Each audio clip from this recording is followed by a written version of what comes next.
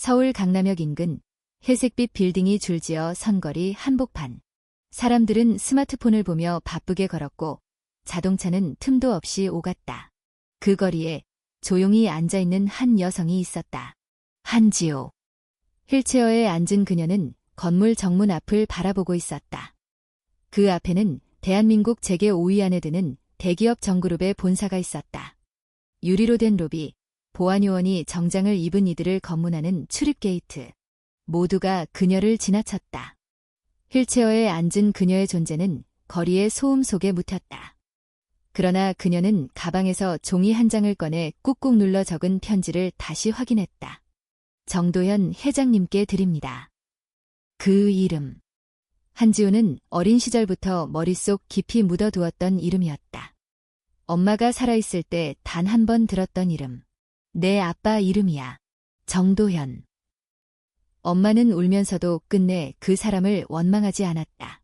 하지만 지우에게 그 이름은 기억보다도 오래된 상처였다. 문득 로비 안으로 중년 남성이 걸어 들어갔다. 언론에서 수없이 봐온 인물이었기에 지우는 바로 알아볼 수 있었다. 은빛 머리카락, 단정한 슈트, 굳은 표정. 정도현. 그녀의 가슴이 뛰기 시작했다. 손끝이 떨렸다. 이 순간을 수없이 상상했지만 실제로 마주한 현실은 훨씬 더 차가웠다. 그녀는 휠체어 바퀴를 힘껏 밀며 정문 쪽으로 향했다. 보안요원이 다가왔다. 고객님, 여긴 출입통제 구역입니다. 지우는 두 손으로 편지를 들어보이며 말했다. 정도현 회장님은 뵙고 싶어요. 잠깐이면 돼요. 이건 정말 중요한 일이에요. 보안요원은 당황한 듯 얼굴을 찌푸렸다. 약속 없으면 면담 안 됩니다. 죄송합니다. 그 순간 로비 안쪽에서 정도현이 고개를 돌려 바라봤다. 지우와 눈이 마주쳤다. 그는 순간 멈칫했지만 곧 표정을 지우고 돌아섰다. 그의 발걸음은 로비 너머 고속 엘리베이터를 향했다. 지우는 그의 등을 바라보며 중얼거렸다. 날 기억하지 못하시는군요. 지나가던 누군가가 그 장면을 스마트폰으로 촬영했다. 휠체어를 탄 젊은 여성. 재벌 회장 앞에서 막혀버린 장면. 그 영상은 몇 시간 만에 SNS를 통해 퍼지기 시작했다. 휠체어 여성, 대기업 회장에게 편지 전달 시도. 한지우 씨는 누구인가? 정 회장과의 관계는? 뉴스가 온라인에 퍼지고 나서야 지우의 휴대폰으로 수많은 연락이 들어오기 시작했다. 인터뷰 요청, 확인 전화, 그리고 악성 댓글. 그녀는 핸드폰을 껐다. 그저 조용히. 세상에 단 한 사람 그 사람에게 말하고 싶었을 뿐이다. 그날 저녁, 강남의 한 허름한 원룸. 지우는 휠체어를 옆에 두고 바닥에 누워 천장을 바라봤다. 바닥에는 낡은 의료기기 영수증과 아들의 병원 진단서가 흩어져 있었다. 한민재, 7살, 백혈병. 의사는 말했었다. 최적의 치료 방법은 골수 이식입니다. 가족 중 일치하는 기증자가 있으면 생존율이 훨씬 높습니다. 지우는 조용히 속삭였다. 아빠, 제발 이번만은 외면하지 말아주세요. 민재는 당신의 손자예요. 그날 밤, 정도현의 사무실. 비서 박준호는 노트북으로 오늘의 뉴스 영상을 보여주고 있었다. 정도현은 아무 말 없이 화면을 바라봤다. 회장님, DNA 검사라도 받아보시는 게 어떻습니까? 정도현은 짧게 한숨을 내쉬었다. 세상에 날 아버지라 부르는 사람이 몇이나 되는지 아나. 그 모두를 믿을 순 없어. 박준호는 잠시 침묵하다 조용히 말했다. 이번 분은 다릅니다.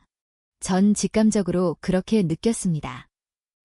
정도현은 한동안 아무 말도 하지 않았다. 그러다 조용히 한마디 던졌다. 그 아이가 뭐라 했지? 날 기억 못한다고. 부산, 해운대의 오래된 골목길. 작고 허름한 2층짜리 주택. 한지우는 그 집에서 유년 시절 대부분을 보냈다. 지우가 6살이 되던 해. 그녀는 처음으로 걷는 걸 멈춰야 했다. 그날의 기억은 선명하다. 놀이터에서 뛰어놀다 넘어졌을 뿐인데 이상하게도 다리가 저리고 움직이지 않았다.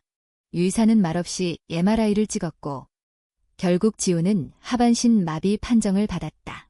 척수에 손상이 왔습니다. 회복은 어렵습니다. 엄마, 윤세라는 아무 말 없이 고개를 끄덕였다. 의사를 원망하지도 세상을 탓하지도 않았다. 다만 병실 한쪽에서 조용히 눈물을 훔칠 뿐이었다. 엄마는 늘 강한 사람이었다. 하루에 3군데 일을 다니며 지우의 병원비를 마련했고 밤에는 지우에게 동화를 읽어주며 말했다. 우리 지우는 꼭 다시 웃게 될 거야. 휠체어는 그냥 발이 되어주는 친구일 뿐이야. 지우는 엄마의 눈을 믿었다. 그 눈동자 속에는 포기라는 단어가 없었다. 하지만 시간이 지날수록 엄마의 기침은 심해졌고 말수가 줄었으며 얼굴이 점점 창백해졌다. 그녀가 중학교에 들어가기 전 엄마는 병원에서 폐암 말기 판정을 받았다. 윤세라는 침대에 누워 지우의 손을 잡고 조용히 말했다. 지우야, 혹시라도 엄마가 없어진다면 꼭 혼자라고 생각하지 마. 세상은 아프지만 그 안에도 내 편이 있다는 걸 잊지 마. 지우는 울지 않았다. 울면 엄마가 더 아플 것 같아서 그저 조용히 손만 꼭 잡고 있었다. 엄마는 마지막까지 절대 정도연을 찾지 않았다. 지우가 물었을 때도 그저 고개를 저을 뿐이었다. 그 사람은 이미 자기 길을 갔어. 우리는 우리의 길을 가야 해. 지우는 이해할 수 없었다. 왜 엄마는 그렇게 조용히 사라지려 하는 걸까? 왜 그렇게도 모든 걸 혼자 감당하려 했을까?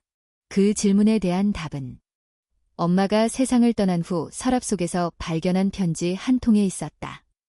봉투에는 정도연이라는 이름이 쓰여 있었다.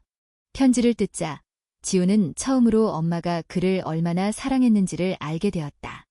당신에게 이 아이를 맡길 수 없다는 걸 압니다. 하지만 언젠가 당신이 사람이 아니라 아버지로서 이 아이를 바라보게 되는 날이 온다면 그땐 부디 외면하지 마세요. 그 편지를 읽으며 지우는 처음으로 마음속에 결심이 생겼다. 내가 그 사람 앞에 설 수 있는 날이 오면 엄마의 말처럼 절대 고개 숙이지 않겠어. 그 결심은 시간이 지날수록 깊어졌고 지우는 휠체어에 익숙해졌으며 가진 것은 없어도 민재 하나만큼은 지키겠다는 마음으로 살았다. 민재는 기적처럼 건강하게 태어났고 말을 빨리 배웠으며 밝고 똑똑한 아이였다. 하지만 세상은 그 아이에게도 온순하지 않았다. 7살이 되던 봄, 민재는 자주 피곤해하고 멍이 쉽게 들기 시작했다. 처음에는 단순한 빈혈이라고 생각했다. 하지만 정밀검사 후 받은 결과지는 잔인했다. 급성 림프 구성 백혈병. 긴 이름의 병명이 지우의 온몸을 무너뜨렸다. 병원은 말했다. 시간이 없습니다. 가장 좋은 방법은 골수 이식이고 가족 중 잃지 않은 기증자가 있을 경우 생존 확률이 가장 높습니다. 지우는 모든 방법을 생각했다. 하지만 자신과 민재는 일치하지 않았고 기증자 은행에서도 희귀한 유전형으로 인해 매칭이 되지 않았다. 그때 그녀의 머릿속에 엄마가 남긴 그 이름이 떠올랐다. 정도연. 그는 여전히 살아있었다.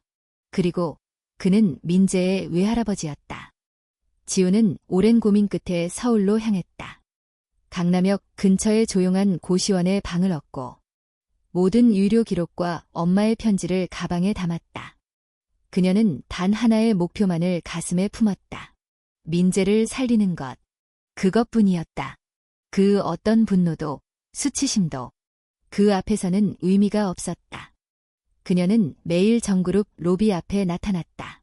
경비에게 거부당하고 사람들의 시선을 받으면서도 한 번도 포기하지 않았다. 어느 날 출근하던 정도연은 우연히 그녀의 눈과 다시 마주쳤다. 잠시 멈칫했지만 그날도 그는 고개를 돌리고 지나쳤다. 하지만 그날 밤 비서 박준호는 조용히 DNA 검사 의뢰서를 그의 책상에 올려놓았다. 지우 씨의 의료 기록과 가족력, 그리고 윤세라 씨의 자료를 모두 확인했습니다. 정도연은 문서를 가만히 들여다봤다. 그리고 한참이 지나 그가 처음으로 말했다. 검사해. 지금 당장. 며칠 후 한 통의 전화가 지우에게 걸려왔다. 발신자는 정그룹의 비서실장이었다. 지우 씨, 회장님께서 뵙기를 원하십니다.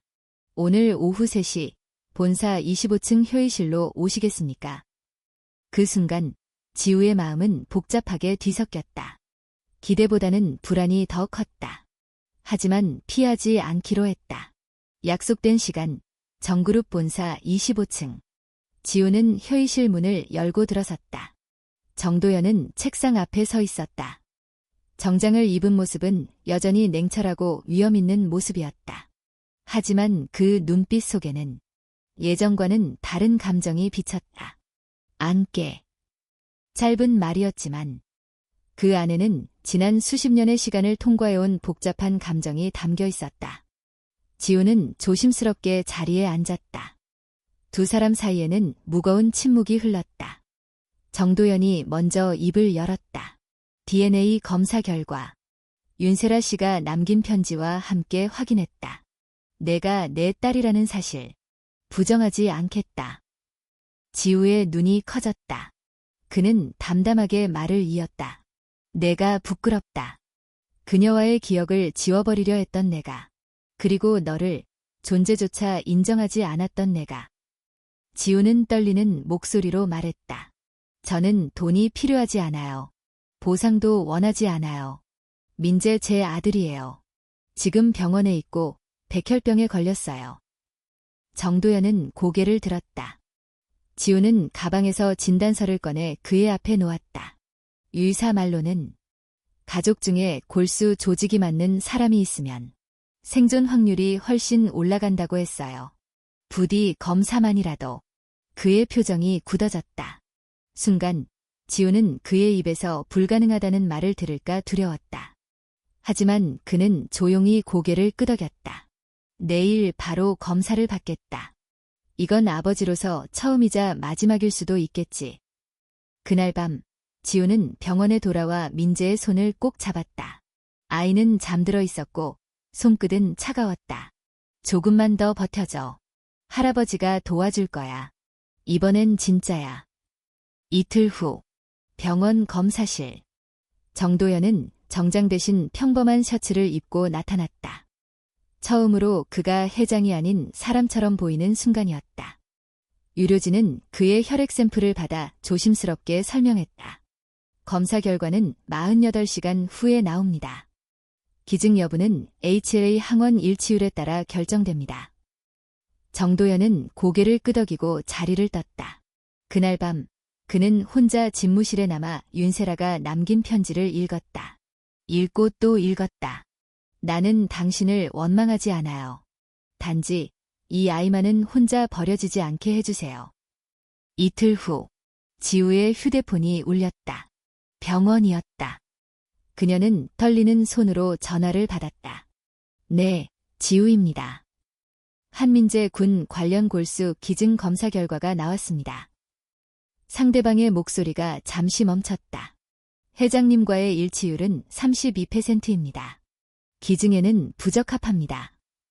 지우는 숨이 멎는 것 같았다. 손에서 전화기가 떨어질 뻔했다. 그럼 이제 어떡하죠? 기증자 은행에서 다른 후보를 찾는 수밖에 없습니다. 다만 민재 군의 유전자가 희귀한 편이라 기증자 확보에 시간이 걸릴 수 있습니다. 그녀는 힘겹게 고개를 끄덕였다. 눈물이 뺨을 타고 흘렀다. 하늘이 또다시 등을 돌린 것 같았다. 그날 저녁 정도연이 병실을 찾아왔다. 지우는 처음으로 그의 앞에서 감정을 숨기지 않았다. 왜 하필 또 안 맞는 건가요? 왜 자꾸 아이만 고통받아야 하죠? 정도연은 묵묵히 그녀를 바라보다가 조용히 말했다. 이젠 내 몫이다. 그는 자리에 앉아 노트북을 열었다. 비서 박준호에게 전화를 걸었다. 국내외 기증자 데이터베이스를 최대한 확보해 돈, 인력, 관계 다 동원해서 무슨 수를 써서라도 매칭되는 기증자를 찾아야 해. 지우는 놀란 눈으로 그를 바라봤다. 그는 이제 더 이상 회장이 아니었다. 할아버지였다. 민재는 내 손자다. 내가 내 딸인 것처럼. 그 아이의 생명은 이 세상에서 가장 중요한 일이 됐다. 지우는 아무 말도 하지 못했다. 그저 고개를 숙이고 조용히 눈물을 흘렸다. 그날 밤, 민재는 지우의 품에서 잠들었다. 아이의 숨소리는 고르지 못했고, 하지만 얼굴은 평화로웠다. 지우는 속삭였다. 이제 진짜 가족이 된 것 같아. 새벽 4시. 정도연은 자신의 집무실이 아닌 병원 대기실 소파에 앉아 있었다. 불 꺼진 복도에서 새어나오는 희미한 불빛 아래 그는 노트북을 열고 무언가를 입력하고 있었다. 그의 손놀림은 빠르고 정확했다. 수십 년간 기업을 이끈 CEO의 감각은 여전히 날카로웠다. 하지만 이번만큼은 그 어떤 이윤도 이 자리엔 없었다. 그가 입력하고 있는 것은 국제골수 기증자 네트워크, 그리고 희귀 유전형 검색 프로토콜. 지우는 병실 문을 열고 조용히 그를 보았다. 회장실에 앉아있던 남자의 모습은 어디에도 없었다. 대신 초조함과 책임감으로 가득한 한 명의 가족만이 남아있었다. 아직도 안 주무셨어요? 그는 고개를 들지 않고 대답했다. 기증자 후보가 한 명 일본에 있어. 비공식 데이터베이스에 등록된 사람인데 확인되면 비자부터 항공권까지 바로 준비할 수 있어. 지우는 그의 옆에 앉았다. 그녀는 처음으로 그를 가깝게 느꼈다. 피 때문이 아니라 태도 때문이었다. 회장님 아니, 아버지. 이렇게까지 하실 필요는 없어요. 민재는 제 아이고 제 책임이에요. 그는 조용히 노트북을 덮었다. 그리고 그녀를 바라보며 말했다. 그게 무슨 말이냐. 이젠 우리 아이야. 내 손자가 죽어가는 걸 보고만 있을 수는 없어. 지우는 처음으로 그 눈빛을 직시했다. 그 눈에는 분명 후회와 사랑이 공존하고 있었다. 다음 날 정도연은 기자회견을 열었다. 정그룹 본사 로비에서 기자들이 가득 찬 가운데 그는 마이크를 들었다. 저는 오늘 개인적인 고백을 하려 합니다. 그는 윤세라와의 과거, 그리고 한지우가 자신의 친딸임을 공개했다. 저는 그동안 가족을 외면하고 책임을 회피한 사람이었습니다. 그러나 지금은 그 선택을 후회합니다. 순간 플래시가 수없이 터졌다. 기자들은 놀라움과 충격을 감추지 못했다. 제 손자가 백혈병과 싸우고 있습니다. 저는 그의 생명을 구하기 위해 제 모든 자원과 힘을 쓸 것입니다. 이 고백은 다음날 전국 뉴스 일면을 장식했다. 정도연 회장, 숨겨진 딸과 손자 공개. 재벌가의 참회, 진심인가 전략인가. 온라인 댓글은 반응이 엇갈렸다. 하지만 지우는 그날 이후 처음으로 숨을 제대로 쉴 수 있었다. 그녀는 민재의 병실 창문을 열고 햇살이 아이의 얼굴 위로 떨어지는 것을 바라보았다. 이제 우리에게도 봄이 오는 걸까? 한편 일본에서 연락이 왔다. 기증 후보는 29세 남성으로 과거 여행 중 한국 소녀에게 도움을 받은 적이 있었고 이번 기회에 은혜를 갚고 싶다는 의사를 전해왔다. 병원 측은 곧바로 협의를 시작했고 도쿄에 있는 병원과 공동 이식 절차를 준비하기 시작했다. 지우는 연락을 받고 말없이 기도했다. 그리고 민재의 손을 잡았다. 민재야. 곧 누가 내 생명을 이어줄 사람이 와. 우리가 아직 모르는 사람이지만 우릴 믿고 와주는 사람이야. 민재는 아직 의식이 흐릿했지만 그 말에 미소를 지었다. 엄마 나도 그 형한테 고맙다고 말하고 싶어. 며칠 후 일본의 기증자는 한국으로 들어왔다. 병원은 철저한 격리와 사전 검사에 들어갔다. 정도연은 그를 직접 만나 고개 숙여 인사했다. 고맙습니다. 이 아이는 제 손자입니다. 당신의 결정이 한 가족을 살리고 있습니다. 기증자는 웃으며 말했다. 어릴 적 한국에서 길을 잃었을 때 한 아주머니가 도와주셨습니다. 그때부터 늘 한국에 빚이 있다고 느꼈어요. 지우는 놀라운 마음으로 물었다. 혹시 그 아주머니 이름 기억나세요? 기증자는 잠시 생각하더니 말했다. 윤세라였던 것 같아요. 그 순간 지우와 정도연은 동시에 숨을 멈췄다. 세라는 생전 마지막까지 누군가를 도왔고 그 인연이 돌고 돌아 다시 아이를 살리고 있었다. 정도연은 고개를 떨구며 속삭였다. 세라, 당신이 또 우리를 구하는구나. 이식수술은 일주일 후로 정해졌다. 의료진은 철저한 준비에 들어갔다.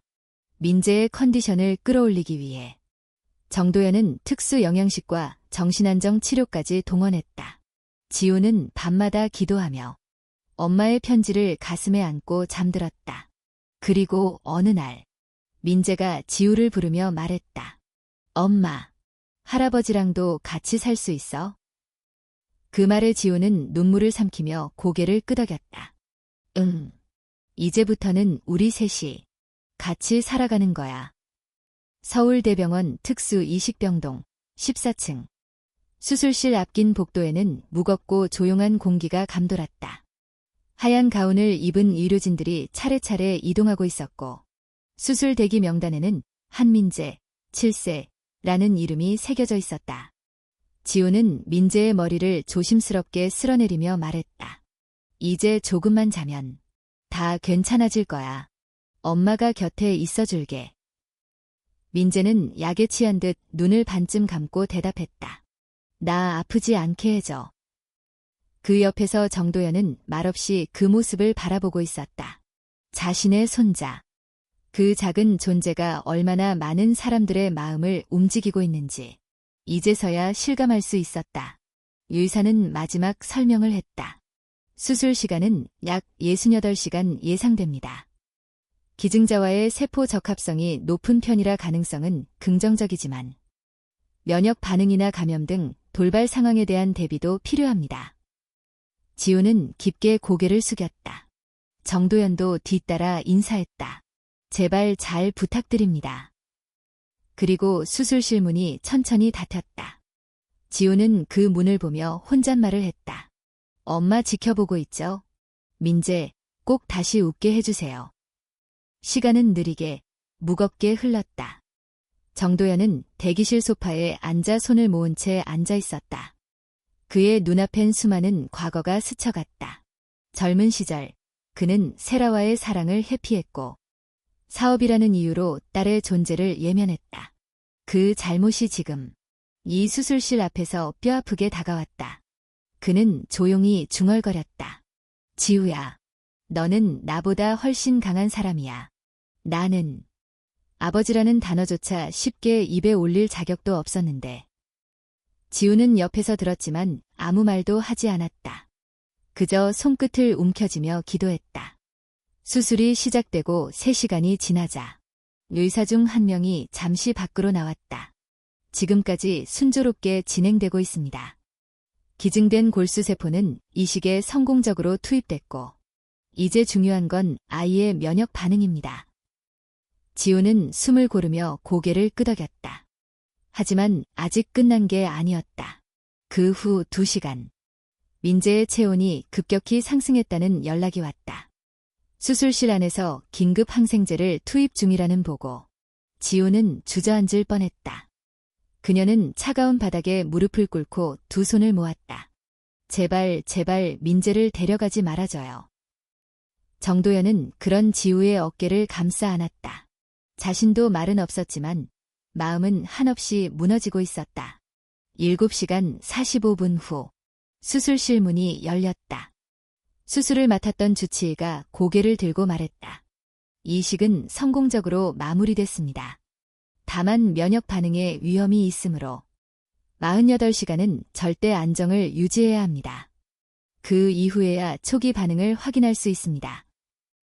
지우는 그 자리에 주저앉아 울음을 터뜨렸다. 정도연은 한 손으로 눈을 가렸다. 어느새 눈가엔 깊게 맺힌 눈물이 있었다. 민재는 중환자실로 옮겨졌고 지우는 유리창 밖에서 아이를 바라보며 자리를 떠나지 않았다. 그날 밤 정도연은 병원 복도 끝에 자판기 앞에 앉아 있었다. 오랜만에 혼자만의 시간을 가진 그는 세라의 편지를 다시 꺼내 읽었다. 당신은 아마도 끝내 이 아이를 보지 않겠지요. 그래도 저는 후회하지 않아요. 왜냐면 이 아이는 제가 가진 가장 큰 사랑이었으니까요. 그는 눈을 감고 오래도록 가만히 앉아 있었다. 다음 날 아침, 지우는 민재의 곁에서 밤을 새웠다. 의식은 아직 돌아오지 않았지만 호흡은 안정되었고 심박수도 정상 수치로 돌아오고 있었다. 민재야, 엄마 여기 있어. 내가 잘하고 있다는 거 알아. 이제 조금만 더 힘내자. 병원 복도를 걷던 간호사가 조용히 다가왔다. 혹시 이거 아이가 수술 전에 그린 그림인데요. 전해드리고 싶어서요. 지우는 종이를 받아들고 숨을 멈췄다. 거기엔 세 사람의 모습이 그려져 있었다. 민재, 엄마, 그리고 할아버지. 세 사람은 손을 잡고 무지개 아래에 서 있었고 그 위에 아이의 글씨로 이렇게 적혀 있었다. 우리 가족. 이젠 진짜 함께. 그 문장을 보는 순간 지우의 눈물이 다시 흘러내렸다. 이 작은 아이가 이미 세상에 가장 필요한 진실을 알고 있다는 듯이 그녀는 그 그림을 품에 안고 중얼거렸다. 그래, 우리 다시 시작하자. 이제는 절대 놓지 않을게. 그리고 그 순간 민재의 손가락이 천천히 움직였다. 심박 수치는 조금씩 변동했고 의사는 곧 들어와 기계 조정을 시작했다. 지우는 놀라며 그를 바라봤다. 의식이 돌아오고 있습니다. 조금만 더 기다려봅시다. 그리고 민재의 입술이 아주 작게 움직였다. 엄마. 그 한 마디에 지우는 세상이 무너지는 듯한 감동을 느꼈다. 그 어떤 언어보다 따뜻한 가장 큰 생존의 증거였다. 정도현도 들어와 그 장면을 보고 입을 다물지 못했다. 그는 민재의 옆에 다가가 조용히 말했다. 잘했다, 민재야. 넌 내 인생에서 가장 용감한 아이야. 그날 병원에선 작지만 조용한 기적이 일어났다. 그리고 그 기적은 이 가족의 새로운 계절을 예고하고 있었다. 민재가 의식을 되찾은 이후 병실엔 조금씩 따뜻한 공기가 스며들었다. 그의 눈이 점점 또렷해졌고 대답도 짧은 한두 마디에서 점점 문장으로 이어지기 시작했다. 엄마, 여기 어디야? 지우는 민재의 이마에 입을 맞추며 속삭였다. 병원이야. 이제 괜찮아졌어. 정말 잘 버텼어, 우리 아들. 그 말에 민재는 눈을 감고 작게 미소를 지었다. 며칠 후 의료진은 회복 경과가 안정적이라는 진단을 내렸다. 몸속에 이식된 세포가 거부 반응 없이 자리 잡고 있었고 호흡, 심박, 백혈구 수치도 안정 궤도에 들어섰다. 정도현은 매일 병원에 들러 민재에게 동화책을 읽어주었다. 민재는 어느 날 그에게 물었다. 할아버지, 왜 이렇게 잘 읽어요? 그는 잠시 멈칫하다 웃으며 말했다. 많이 연습했지.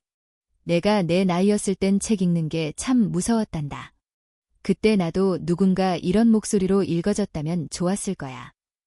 민재는 고개를 끄덕였다. 이제 매일 읽어줘요. 아픈 꿈 안 꾸게. 지우는 창가에 앉아 그 대화를 조용히 들으며 미소 지었다. 그녀가 어린 시절에 꿈꿨던, 비록 한 번도 경험하지 못했던 가족의 풍경이 지금 이 병실에서 만들어지고 있었다. 그리고 어느 날 민재는 처음으로 병실 밖 휠체어에 앉았다. 병원 옥상 정원은 봄바람이 솔솔 불고 있었고 아이의 볼은 따뜻한 햇살을 받으며 발그레해졌다. 엄마, 나 진짜 살아있는 거 맞지? 지우는 울컥했지만 웃으며 대답했다. 그래, 맞아. 그리고 아주 강하게 살아있어. 정도현은 아이의 손을 꼭 잡고 말했다. 넌 정말 대단한 아이야. 내가 사라져서 고맙다. 며칠 뒤 의료진은 민재의 상태가 충분히 안정되었다고 판단했고 퇴원을 준비해도 된다는 소식을 전했다. 지우는 눈을 감고 조용히 기도했다. 감사합니다. 정말 감사합니다. 하지만 병원 밖의 현실은 여전히 냉정했다. 지우가 거주하던 고시원은 더 이상 아이를 함께 지낼 수 없는 환경이었고 경제적 여건도 여전히 넉넉지 않았다. 그때 정도연이 말했다. 우리 집으로 들어오자. 같이 살자. 지우는 놀란 듯 그를 바라봤다. 그건 너무 큰 부탁이에요. 그는 고개를 저었다. 이건 부탁이 아니야. 내가 아버지로서, 할아버지로서 이제야 해야 할 일을 하는 것뿐이야. 며칠 후 세 사람은 강남이 아닌 인천 외곽에 위치한 정도연의 별장으로 이사를 갔다. 넓은 정원과 조용한 이웃, 그리고 햇살이 드는 아이방. 민재는 그 방에 들어서자마자 말했다. 여기가 내 방이야. 정도연은 고개를 끄덕이며 대답했다. 그래. 이제부터 여기가 너의 집이야. 지우는 거실 창가에 앉아 커피잔을 들고 오래도록 풍경을 바라봤다. 처음 이 도시에 올라왔을 때는 이런 날이 올 거라고 상상도 못했는데 그녀는 조용히 결심했다.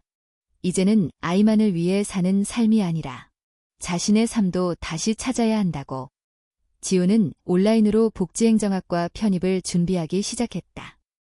엄마처럼 아무 말 없이 도와주고 사라지는 사람이 아니라 제도 안에서 실질적인 변화를 만드는 사람이 되고 싶었다. 정도연은 그녀의 결정을 응원했다. 너는 강한 사람이야. 그리고 이제는 멈추지 않아도 돼. 어느 날 지우는 오래된 상자를 정리하다 엄마가 남긴 사진 한 장을 발견했다. 젊은 시절의 윤세라가 강변에서 아기를 안고 있는 모습이었다. 그녀는 사진을 가슴에 꼭 안았다. 엄마, 우리 이제 괜찮아요. 정말로 괜찮아지고 있어요. 민재는 학교에 복학하기 위해 건강검진을 받았고 의사는 웃으며 말했다. 이렇게 건강하게 회복된 건 정말 기적이에요. 아이의 생명력이 아주 강하네요. 민재는 의사 선생님에게 고개 숙여 인사하며 말했다. 감사합니다. 저 꼭 훌륭한 사람이 될게요. 그 말에 지우는 웃었다. 이 작은 몸 안에 얼마나 많은 희망이 숨어 있었던 걸까. 그날 밤 세 사람은 함께 저녁 식탁에 앉았다. 고등어 구이와 된장찌개, 그리고 민재가 좋아하는 김치전이 올라온 식탁. 지우가 말했다. 이렇게 함께 밥 먹는 게 가장 큰 선물이네요. 정도연은 고개를 끄덕이며 잔을 들었다. 우리가 가족이 된 오늘을 위해. 민재는 두 사람의 손을 꼭 잡았다. 이제 진짜 우리 가족 맞죠? 지우와 정도연은 동시에 대답했다. 그럼 우리 진짜 가족이지. 봄이 깊어지자 인천 외곽의 별장은 꽃들로 물들기 시작했다. 정원 한쪽에는 벚꽃이 흐드러졌고 민재는 휠체어를 타고 그 아래를 돌았다. 엄마, 나 진짜 학교 가도 돼. 지우는 고개를 끄덕이며 말했다. 당연하지. 이젠 누구보다도 잘 해낼 수 있을 거야. 민재는 1년의 치료와 재활을 거쳐 마침내 초등학교 2학년에 복학할 준비를 마쳤다. 그는 여전히 피곤할 땐 잠시 쉬어야 했지만 수업을 듣고 친구들과 어울릴 만큼 회복되었다. 처음 등교하는 날 아침, 지우는 민재의 책가방을 메어주며 말했다. 가서 많이 웃고 와. 엄마는 언제나 내 편이야. 정도연은 현관에서 기다리다 민재를 안았다. 학교 끝나고 오면 우리 같이 도서관 가자. 민재는 고개를 끄덕이며 대답했다. 할아버지, 나 과학책 빌릴래요. 그 모습은 한때 생사의 문턱을 넘나들던 아이의 모습이 아니었다. 새로운 하루를 기대하는 평범한 아이. 하지만 마음 깊숙이 세상을 일찍 배운 작은 어른이기도 했다. 그날 오후, 지우는 혼자 집에 남아 책상에 앉았다. 그녀는 대학 편입 수업을 온라인으로 들으며 과제를 작성했다. 한국의 복지 사각지대에 놓인 여성가장 문제와 개선 방향. 그녀는 마치 자신을 연구하듯 글을 써 내려갔다. 모든 문장은 경험에서 나왔고 모든 데이터는 그녀의 현실이었다. 그리고 그 끝에는 결심이 있었다. 내가 살았던 그 어둠을 누군가는 더 이상 겪지 않도록 해야 한다. 며칠 뒤 그녀는 동네 복지센터에 자원봉사 신청서를 들고 방문했다. 직원은 그녀의 배경을 들으며 놀라워했다. 혹시 그정 회장님의 따님 맞으시죠? 지우는 조용히 웃으며 고개를 끄덕였다. 그 이름으로 오해받는 게 익숙해요. 하지만 전 그냥 지우로 불리고 싶어요. 도움이 필요한 사람에게는 출신보다도 진심이 먼저니까요. 센터는 그녀의 태도와 지식을 인정하고 바로 주 3일 근무의 인턴 자리를 제안했다. 지우는 기꺼이 받아들였다. 한편 정도연은 정그룹의 이사회에서 완전히 물러났다. 그는 재단을 설립하며 전 재산의 30%를 사회공헌에 사용하겠다고 발표했다.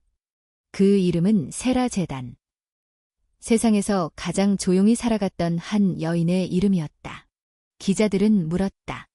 왜 지금에서야 이런 결정을 하셨습니까? 그는 대답했다.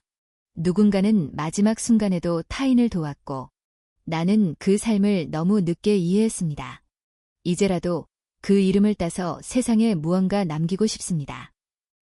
재단은 특히 미혼모와 유료 사각지대 아동을 위한 지원을 중점으로 두었다. 그 모든 정책의 기획안은 지우가 직접 쓰기 시작했다. 그녀는 공식적으로 재단의 전략기획 자문위원으로 활동하게 되었다. 사회는 처음에는 혈연 프리패스라며 조롱했지만 시간이 지나면서 그녀의 실력과 태도에 고개를 끄덕이기 시작했다. 지우는 흔들리지 않았다. 내가 만든 길이 아니라 내가 걸어가고 싶은 길을 만들고 있을 뿐이에요. 민재는 학교에 잘 적응했고 한 달 후 반 친구들 앞에서 병원에 있었던 이야기를 발표했다. 저는 병원에서 오래 살았어요. 그때는 친구도 없고 학교도 못 갔어요.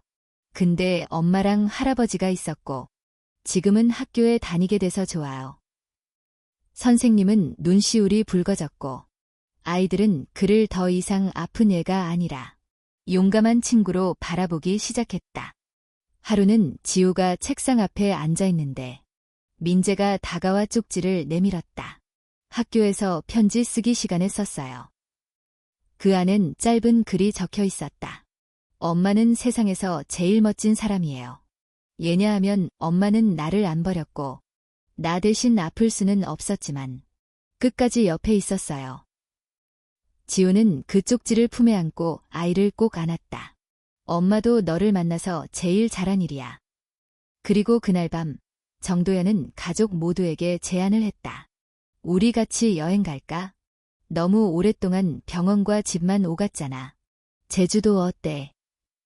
민재는 벌떡 일어나 소리쳤다. 가오. 나 바다 한 번도 못 봤어요. 지우는 웃었다. 좋아요. 이번에는 셋이 함께 추억을 만들어봐요. 그 말에 정도연은 마음속 깊이 무언가가 녹아내리는 걸 느꼈다. 가족이라는 단어가 이토록 따뜻하고 단단할 줄은 그는 예전엔 몰랐다. 밤이 깊었다. 지우는 창밖을 바라보며 자신이 얼마나 멀리 깊이 걸어왔는지 떠올렸다. 하지만 그 길의 끝엔 사랑이 있었고 희망이 자라나고 있었다. 제주국제공항에 비행기가 도착했을 때 민재는 창문 밖으로 펼쳐진 바다를 보고 눈이 희둥그레졌다. 우와, 이게 진짜 바다예요? 지우는 아이의 반응에 웃으며 말했다. 그래, 민재야. 이제 너의 첫 바다야. 정도연은 옆에서 조용히 미소 지었다.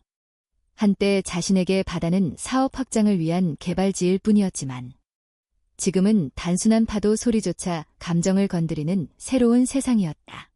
렌터카를 타고 숙소로 가는 길.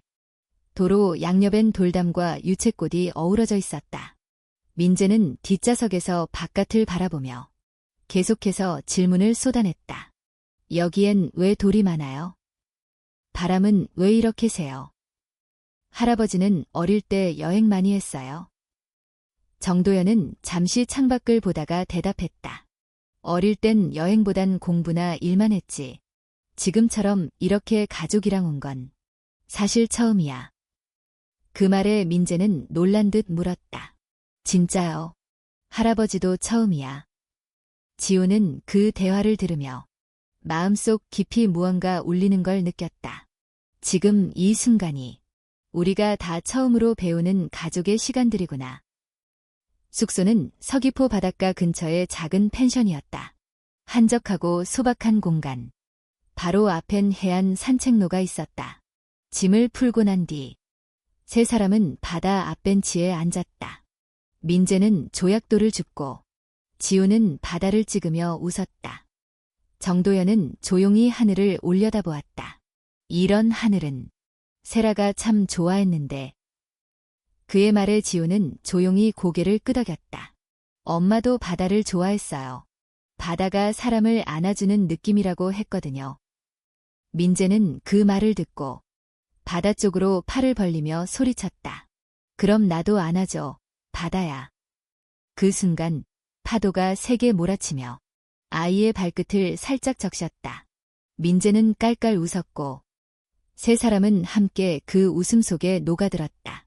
다음 날 일출을 보기 위해 이른 새벽에 세 사람은 성산 일출봉으로 향했다. 지우는 민재를 등에 업고 조심스레 계단을 올랐고 정도연은 뒤에서 가방과 물병을 챙기며 따라왔다. 정상에 도착했을 때 동쪽 하늘이 천천히 붉게 물들기 시작했다. 해가 떠오르자 민재는 두 손을 모으고 눈을 감았다. 소원 빌어도 돼요? 지우가 물었다. 무슨 소원 빌었어? 민재는 눈을 뜨며 말했다. 다시는 아무도 아프지 않았으면 좋겠어요.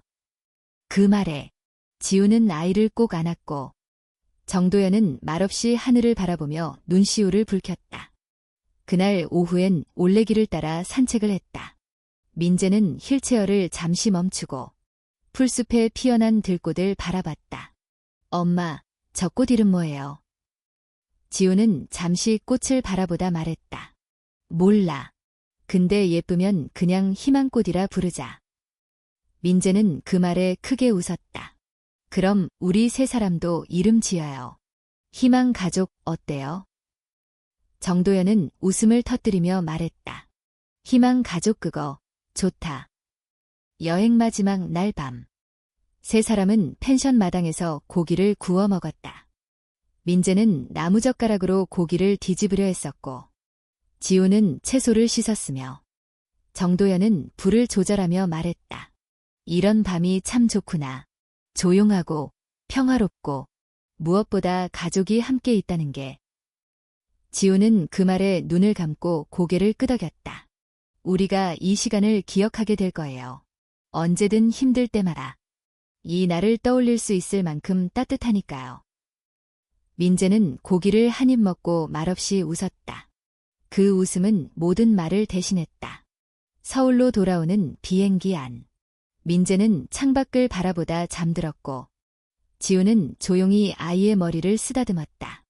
정도연은 옆에서 속삭였다. 지우야, 고맙다. 이런 시간을 주어서. 그리고 민재에게 할아버지라는 자리를 허락해줘서.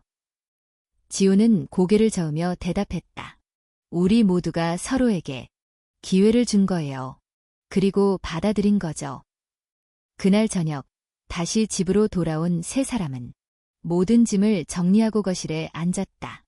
민재는 사진첩을 꺼내 제주도에서 찍은 사진들을 보며 하나하나 코멘트를 남겼다.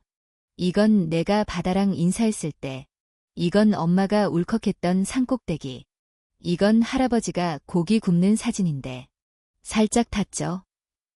정도연은 웃으며 말했다. 다음엔 내가 더 잘 구울게. 지우는 그들을 바라보며 말없이 사진첩을 덮었다. 이 집 안에는 이제 조금의 외로움도 공백도 없었다. 남겨졌던 마음들이 비로소 자리를 찾고 있었다. 그리고 그 안에서 새로운 이야기들이 자라기 시작했다. 제주도에서 돌아온 지 정확히 1년. 시간은 멈추지 않고 흘렀고 그 사이 세 사람은 조금씩 그러나 확실하게 달라졌다. 민재는 이제 초등학교 3학년. 그의 키는 눈에 띄게 자랐고 얼굴에는 아기 같은 둥근 선 대신 소년의 윤곽이 자리 잡기 시작했다. 엄마, 나 이제 진짜 혼자 학교 갈 수 있어. 지우는 아침 식탁에서 웃으며 대답했다. 알았어. 그 대신 약 챙기고 마스크 꼭 써야 해. 민재는 고개를 끄덕이며 가방을 둘러매고 현관을 나섰다. 뒤에서 정도연이 손을 흔들었다. 할아버지는 저녁에 도서관 데리러 갈게. 민재는 뒤돌아보지 않고 손을 흔들었다. 그 모습은 더 이상 아픈 아이가 아니라 스스로의 리듬으로 걷는 삶을 가진 아이였다. 그날 오후 지우는 재단 사무실에서 한 회의에 참석 중이었다. 세라재단은 설립 1주년을 맞이하며 저소득층 미혼모 지원 프로젝트를 확대하는 중이었다. 지우는 회의실 앞쪽에서 프레젠테이션을 진행하고 있었다. 가장 중요한 건 단순한 지원이 아니라 지속 가능한 자립 기반입니다. 심리 상담, 일자리 연계, 주거 지원까지 통합 시스템이 마련돼야 합니다. 참석자들은 고개를 끄덕였다. 그녀의 말에는 현장의 경험과 개인의 삶이 녹아 있었고 그 진심은 누구에게나 전해질 수밖에 없었다. 회의가 끝나고 재단 이사 중 한 명이 다가왔다. 지우 씨, 이제 본부장으로 승진하는 건 어떠신가요? 지우는 잠시 당황했지만 미소를 지으며 대답했다. 감사합니다. 하지만 저는 지금 이 자리에서 사람들과 가까이 있는 게 더 좋아요. 그 말에 상대는 고개를 끄덕였다. 그 진심, 우리가 지켜줘야겠네요. 그날 저녁, 정도연은 병원에서 건강검진을 받았다. 의사는 전보다 혈압이 안정적이고 간 수치도 좋아졌다고 말했다. 회장님, 이대로면 100세도 거뜬하십니다. 그는 웃으며 고개를 끄덕였다. 이젠 회장도 아니고 그저 민재 할아버지죠. 그는 집으로 돌아오는 길, 문득 발걸음을 돌려 윤세라의 납골당을 찾았다. 그곳엔 오래전 놓고 온 편지가 그대로 있었다.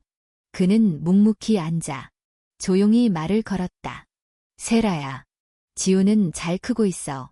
민재도 밝고 건강하고 이젠 매일같이 웃는다.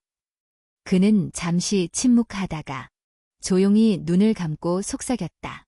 이 모든 게 내가 만들어준 인연이야. 고맙고 또 미안하다.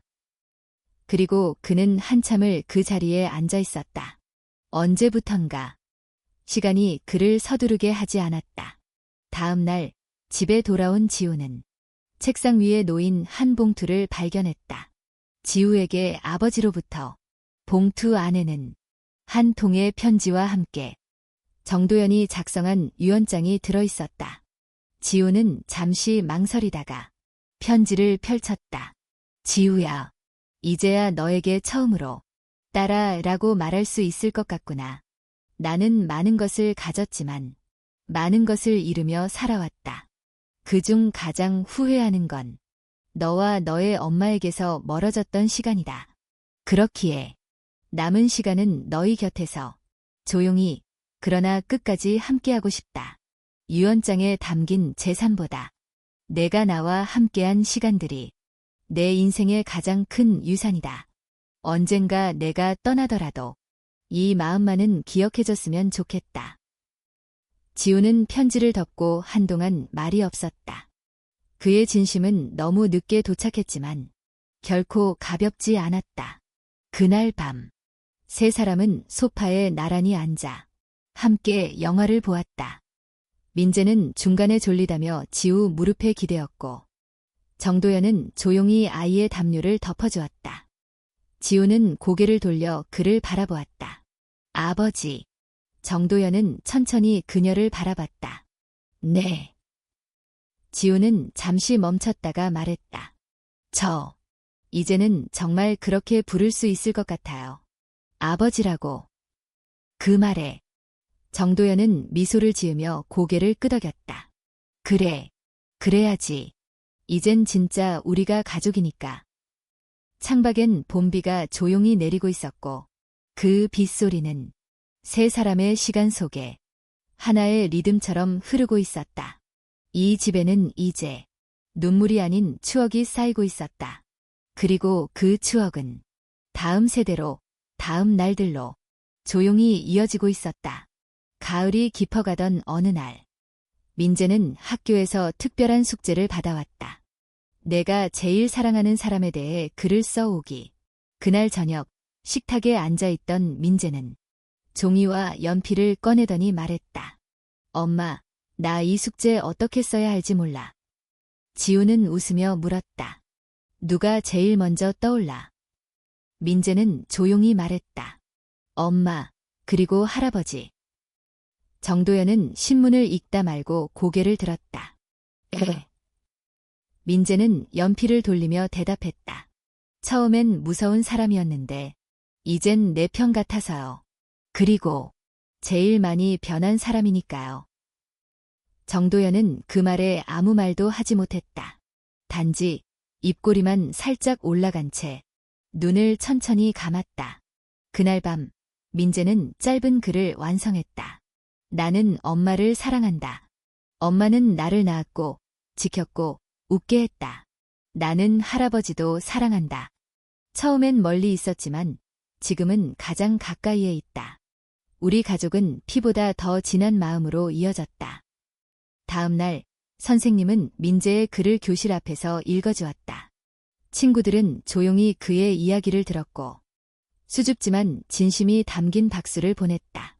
민재는 그 순간 자신의 과거가 더 이상 숨겨야 할 것이 아니라 누군가에게 힘이 될 수 있다는 걸 느꼈다. 그날 오후 지우는 재단에서 마지막 보고서를 정리했다. 세라재단은 2년째를 맞이하며 지방거점센터를 새롭게 열기로 결정했고 그 센터의 이름은 지우센터로 명명되었다. 그녀는 사양했지만 이사들은 말했다. 이 이름이 있어야 사람들이 그 진심을 더 믿을 수 있습니다. 그날 회의가 끝나고 지우는 사무실 창밖을 오래도록 바라봤다.